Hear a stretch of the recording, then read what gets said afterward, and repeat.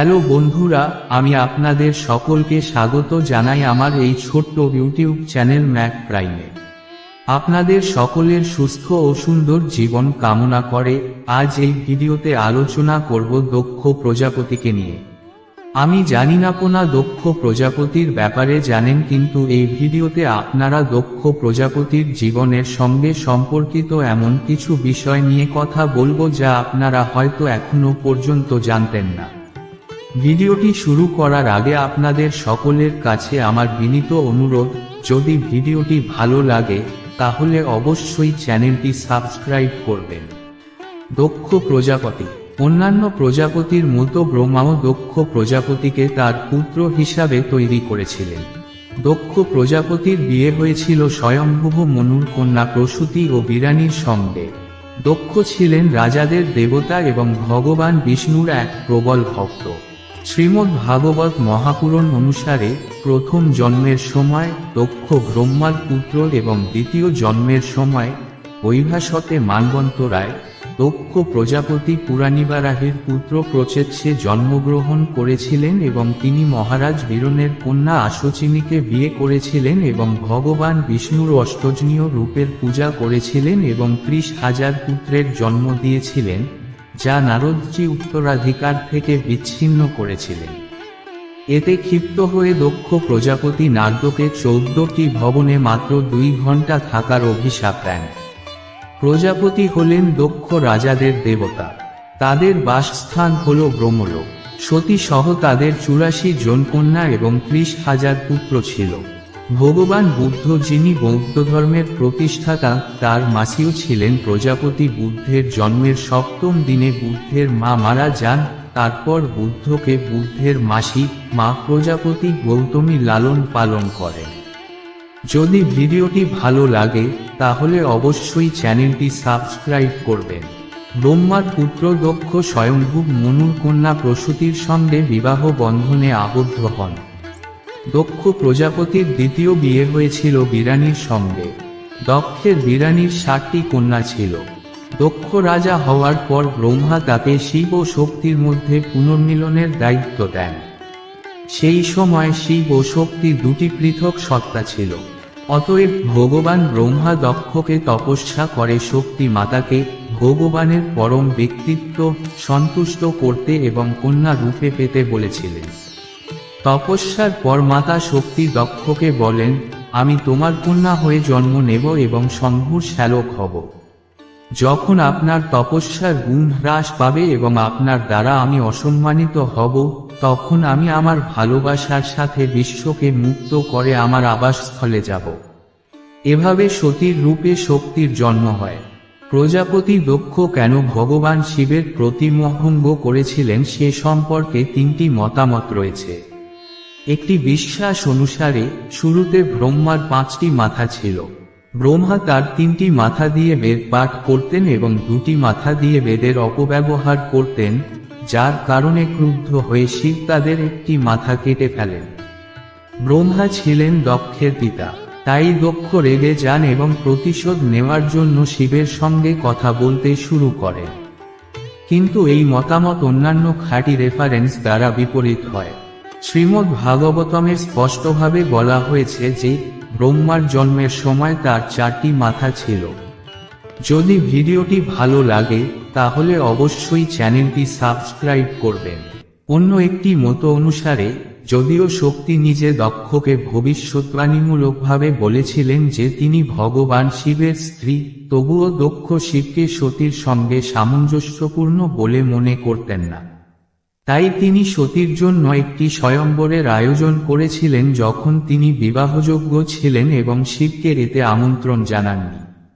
তবে সতী শিবায় নমঃ বলে বর্মলাকে পৃথিবীতে নিক্ষেপ করেছিলেন এবং সেখানে উপস্থিত হওয়ার পরে ভগবান শিব বর্মলকে নিয়ে সতীকে স্ত্রী হিসাবে নিয়ে কৈলাসে গিয়েছিলেন। তাই দক্ষ শিবকে পছন্দ করতেন না, কারণ তার কন্যা সতী শিবকে তার ইচ্ছার বিরুদ্ধে স্বামী হিসাবে বেছে নিয়েছিলেন। তৃতীয় বিকল্পটি সবচেয়ে জনপ্রিয়। এই অনুসারে যখন দক্ষ প্রজাপতির যজ্ঞে এসেছিলেন তখন সমস্ত দেবতা উঠে এসে তাকে সম্মান করেছিলেন কিন্তু শিবও ব্রহ্মার সাথে বসেছিলেন। শিব তার জামাইয়ের মতো হওয়ায় দাক্ষ তাকে দাঁড়িয়ে হাততালি না দেওয়ায় অপমানিত বোধ করেছিলেন এবং এখন থেকে যজ্ঞে দেবতাদের সঙ্গে অংশ না নেওয়ার জন্য তাকে অভিশাপ দিয়েছিলেন। এর ফলে দুজনের মধ্যে প্রেমের সম্পর্ক গড়ে ওঠে। এই ঘটনার পর প্রজাপতি দক্ষ তার রাজধানী কানখোলে একটি বিশাল যজ্ঞের আয়োজন করেছিলেন, যেখানে তিনি তার জামাতা শিব ও কন্যা সতীকে যজ্ঞে আসার জন্য আমন্ত্রণ জানাননি। শিবের প্ররোচনার পরেও সতী তার বাবাকে আমন্ত্রণ না করেই তার যজ্ঞে গিয়েছিলেন। যজ্ঞস্থানে দক্ষ প্রজাপতি সতী ও শিবের প্রতি চরম অসম্মান দেখিয়েছিলেন। এই অপমান সহ্য করতে না পেরে সতী তৎক্ষণাৎ আত্মত্যাগ করেন। সতীর মৃত্যুর খবর শুনে ভগবান শিব বীরভদ্রের সৃষ্টি করেন এবং তার মাধ্যমে যজ্ঞকে ধ্বংস করেন। বীরভদ্র অতীতে ভগবান শিবের বিরোধিতা ও উপহাসকারী দেবতা ও ঋষিদের যথাযথ শাস্তি দিয়ে দক্ষ প্রজাপতির মাথাও কেটে ফেলেন। পরে ব্রহ্মাজির প্রার্থনা পেয়ে ভগবান শিব দক্ষ প্রজাপতিকে তার মাথার পরিবর্তে একটি ছাগলের মাথা দান করেন এবং তার যজ্ঞ সম্পাদন করেন। যদি ভিডিওটি ভালো লাগে তাহলে অবশ্যই চ্যানেলটি সাবস্ক্রাইব করবেন।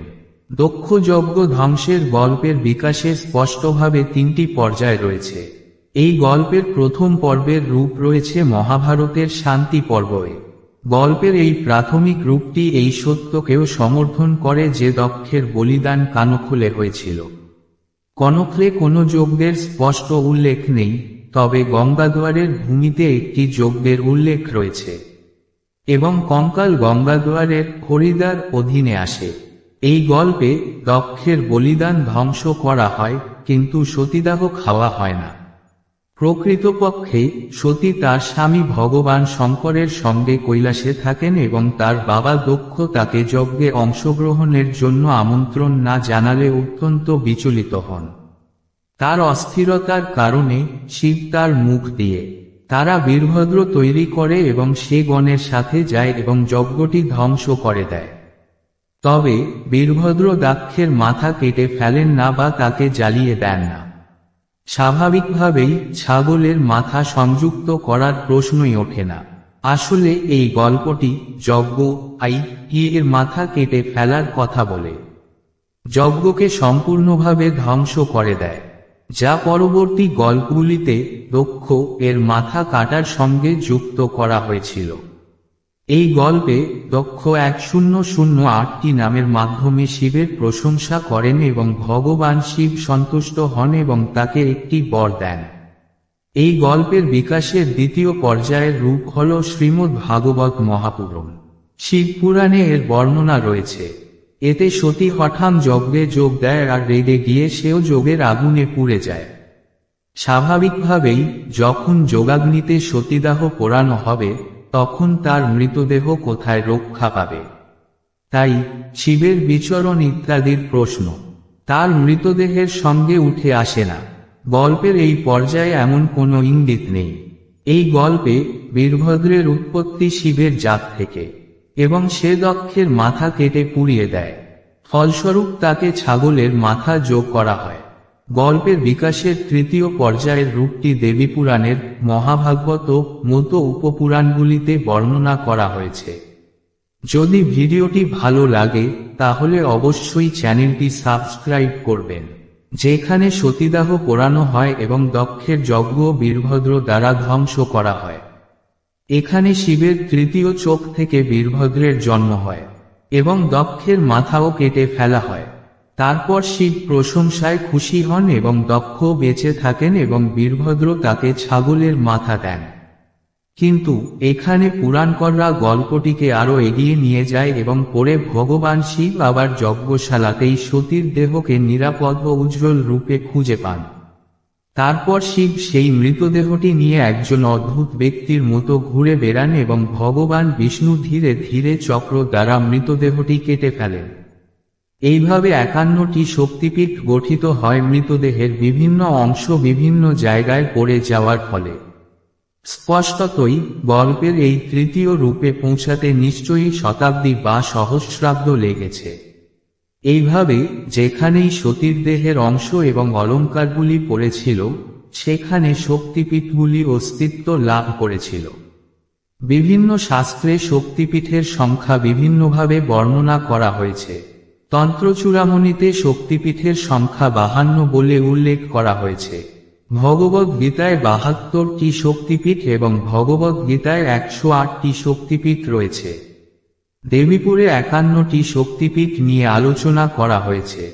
ঐতিহ্যগতভাবে দেবতা ও সাধুদের ভক্তদের মধ্যে 51টি শক্তিপীঠের বিশেষ গুরুত্ব রয়েছে। আমার প্রিয় বন্ধুরা, আজকের ভিডিওটি এখানেই শেষ করছি। আমি আগামীকাল একটি নতুন ভিডিও নিয়ে আপনাদের সামনে উপস্থিত হব।